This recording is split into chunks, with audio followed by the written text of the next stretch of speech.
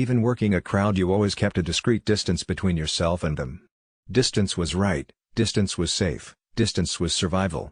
Distance was an essential bit of being royal, no less than standing on the balcony, waving to the crowds outside Buckingham Palace, your family all around you. Of course, family included distance as well. No matter how much you might love someone, you could never cross that chasm between, say, monarch and child. Or heir and spare. Physically, but also emotionally. It wasn't just Willie's edict about giving him space, the older generation maintained a nearly zero-tolerance prohibition on all physical contact. No hugs, no kisses, no pats. Now and then, maybe a light touching of cheeks, on special occasions. But in Africa none of this was true. In Africa distance dissolved.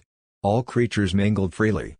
Only the lion walked with his head in the air, only the elephant had an emperor's strut, and even they weren't totally aloof. They mingled daily among their subjects. They had no choice.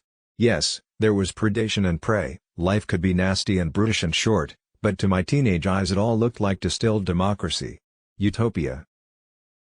And that wasn't even counting the bear hugs and high fives from all the trackers and guides. On the other hand, maybe it wasn't the mere closeness of living things that I liked. Maybe it was the mind-boggling number. In a matter of hours I'd gone from a place of aridity, sterility, death, to a wetland of teeming fertility. Maybe that was what I yearned for most of all, life. Maybe that was the real miracle I found in the Okavango in April 1999.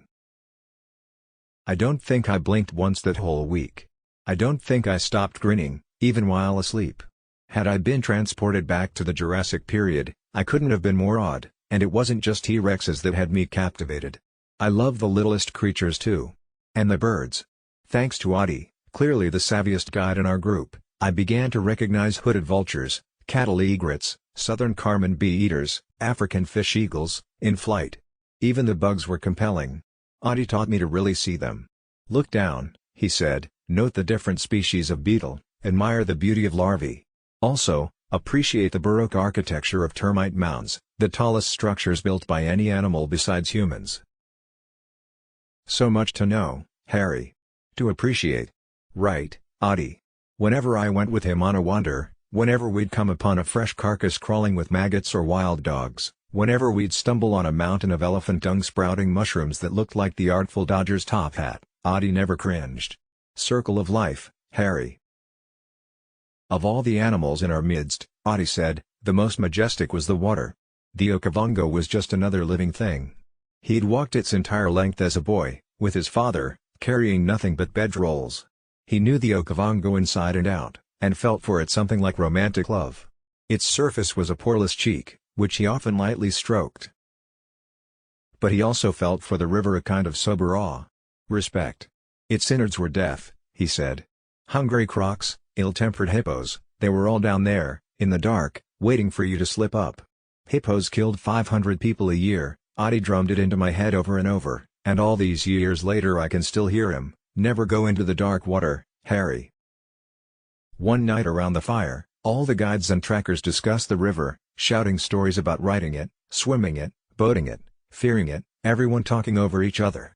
I heard it all that night, the mysticism of the river, the sacredness of the river, the weirdness of the river.